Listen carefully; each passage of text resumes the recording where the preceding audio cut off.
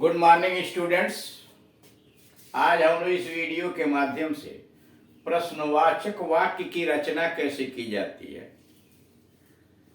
किस प्रकार से विभिन्न प्रश्नसूचक शब्दों के माध्यम से हम क्वेश्चन का निर्माण करते हैं, प्रश्नवाचक वाक्य का निर्माण करते हैं और उनका आंसर कैसे देते हैं, उनका उत्तर किस प्रकार से दिया जाता है, इसकी चर्चा करें। इसके पहले वाले वीडियोस के अंतर्गत व्हाट से संबंधित कैसे प्रश्न पूछे जाते हैं, उनका आंसर कैसे दिया जाता है, इस संबंध में जानकारी दी गई। इसलिए यहां देख रहे हैं व्हाट, हु, हाउ। ठीक, व्हाट, हु, हाउ या हु का है। अगले वीडियो में दूसरा चलाया जाए, जैसे हु का और हाउ का अगले वीडियोस के अंतर्गत हाउ में जो शेष है उसको दिखाया जाएगा। हु का मतलब होता है कौन। 12 नंबर का प्रश्न 11 इसके पहले वाले में व्हाट में गुजर चुके हैं। आप कौन हैं, आप कौन हैं। Who are you, who are you, who are you. आप कौन हैं, हु आर यू। झटके से who are you, who are you. मैं एक भारतीय हूं, I am Indian, I am Indian. I am का मतलब आई एम। मैं एक भारतीय हूं, I am Indian, I am Indian. मतलब मैं एक भारतीय हूं, आई एम का मतलब I am an Indian, I am an Indian. मैं एक भारतीय हूं, आई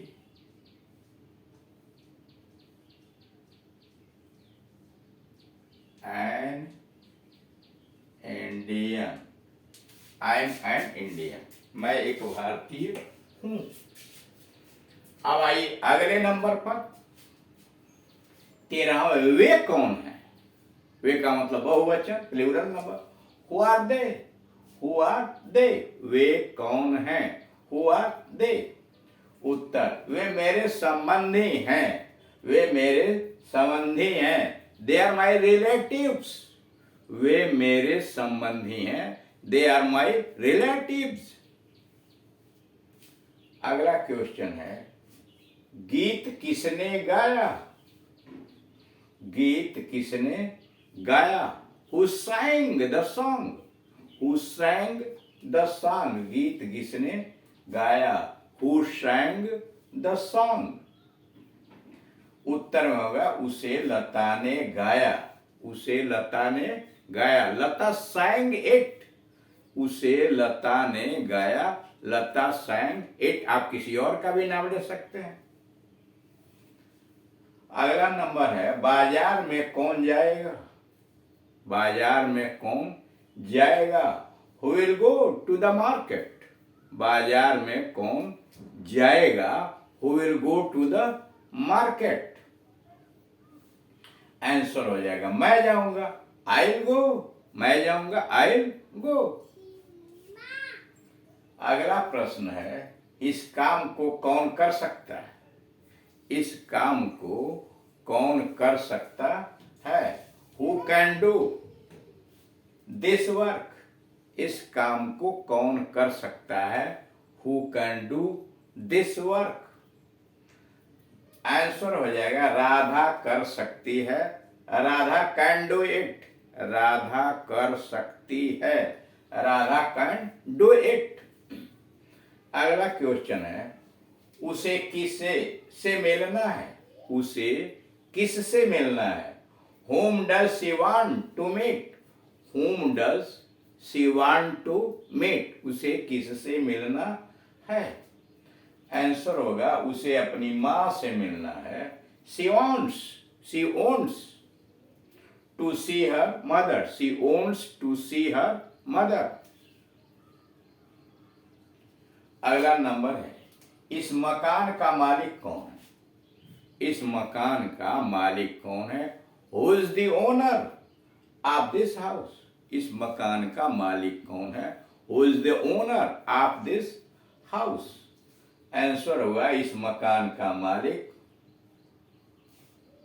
मेरे पिताजी हैं, या यह मेरे पिताजी की मकान है। माय फादर सीधे भी कह सकते हैं एक शब्द में। माय फादर कौन है, यानी इस मकान का मालिक कौन है, मेरे पिता माय फादर, अथवा my father is the owner of this house. पूरा बोलेंगे तो my father is the owner of this house. लेकिन स्पीकिंग इंग्लिश के अंतर्गत बहुत अधिक बोलने की कोई जरूरत नहीं होती है। उतने ही शब्दों का प्रयोग कीजिए जितने शब्दों के माध्यम से आप अपनी बात को दूसरे तक पहुंचा सकें। अब आइए हाउ पर। अब इधर हु से संबंधित बहुत सारे प्रश्न आप बना सकते हैं, उनका आंसर दे सकते हैं। अब आइए हाउ। हाउ का मतलब होता है कैसे। हाउ का मतलब होता है कैसे। प्रश्न बना, वह विद्यालय कैसे जाता है। वह विद्यालय कैसे जाता है। How does he go to school. How does he go to school. वह विद्यालय कैसे जाता है। How does he go to school. उत्तर, वह स्कूल बस से जाता है। वह स्कूल बस से जाता है। He goes to school by bus. He goes to school by bus. अगला क्वेश्चन है, आपके पिताजी कैसे हैं। How is your father? आपके पिताजी कैसे हैं। How is your father? Answer हो जाएगा वे स्वस्थ नहीं हैं। He is not feeling well. वे स्वस्थ नहीं हैं। He is not feeling well. यहाँ his का मतलब he is, यहाँ शॉर्ट फॉर्म में he is को his कहते हैं। अगला है, तुम शिमला कैसे गए। तुम शिमला कैसे गए। How did you go to Shimla. तुम शिमला कैसे गए। How did you go to Shimla. Answer हुआ, मैं शिमला रेलगाड़ी से गया। मैं शिमला रेलगाड़ी से गया। I went to Shimla by train. मैं शिमला रेलगाड़ी से गया। I went to Shimla by train. अगला क्वेश्चन, तुम कैसे लौटे। अगला प्रश्न सामने वाले ने आपसे किया, तुम कैसे लौटे। How did you return. How did you return. तुम कैसे लौटे। आंसर हुआ, मैं बस से लौटा। आई written by bus. I written by bus. मैं बस से लौटा। 23 लास्ट क्वेश्चन, कलकत्ता में आपका स्वास्थ्य कैसा था। कलकत्ता में आपका स्वास्थ्य कैसा था। How was your health. How was your health in Calcutta. How was your health in Calcutta. Answer, मैं वहां बिल्कुल ठीक था। I was quite fine there. मैं वहां बिल्कुल ठीक था। I was quite fine there. तो इस तरह से आप देख रहे हैं कि जो विभिन्न प्रकार के प्रश्नों का निर्माण किया जा रहा है, मतलब इसके पहले आपने व्हाट से देखा, या हु से देखा, हाउ से देखा। हाउ से कुछ प्रश्न अगले वाले वीडियोस के अंतर्गत दिखाए जाएंगे। आपको पता है कि क्वेश्चन दो तरह के होते हैं, एक डायरेक्ट क्वेश्चन होता है, एक इनडायरेक्ट क्वेश्चन। डायरेक्ट क्वेश्चन का मतलब जो एक्सिलरी वर्ब, चाहे वो मॉडल एक्सिलरी हो या सिंपल एक्सिलरी हो, उनके द्वारा शुरू किया जाता है। उसकी विशेषता यह होती है, उनका आंसर बहुत शॉर्ट होता है, यानी उनका आंसर यस या नो में दिया जा सकता है। यानी ऐसे जो डायरेक्ट क्वेश्चन होते हैं सीधे, उसका आंसर यस और नो में आप दे सकते हैं। जैसे will you go to school, क्या तुम विद्यालय जाओगे, तो आप कहते हैं yes I go, I will. अथवा do you write the letter. Do you write the letter, क्या तुम पत्र लिखते हो, तो आप कहते हैं yes I do, yes I do, या I no I don't negative कह देते। यानी विभिन्न प्रकार के टेंसेस के अंतर्गत आप सहायक क्रिया से प्रश्न बना रहे और उनका आंसर भी दे देते। लेकिन उसी सहायक क्रिया के पहले जब what, where, when, why, who इत्यादि आप जोड़ देते हैं तब वह इनडायरेक्ट क्वेश्चन हो जाता है। और उसकी विशेषता क्या होती है कि उसका आंसर विस्तृत होता है, बड़ा हो जाता है। मान लीजिए आपने कहा is he going to Mumbai, क्या वह मुंबई जा रहा था? आप कहते यस ही इज, अथवा नहीं जा रहा तो नो ही इजंट, वह नहीं जा रहा। पूरा हुआ he is not going to Mumbai या he is going to Mumbai.